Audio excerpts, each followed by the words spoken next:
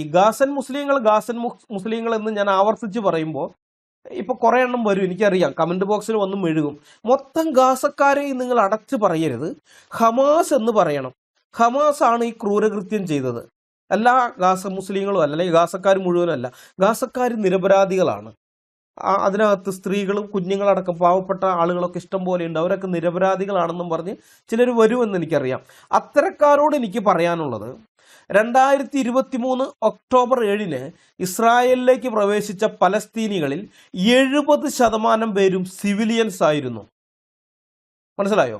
70%, 70 അതിൽ കൂടുതലും പേരും സിവിലിയൻസ് ആയിരുന്നു.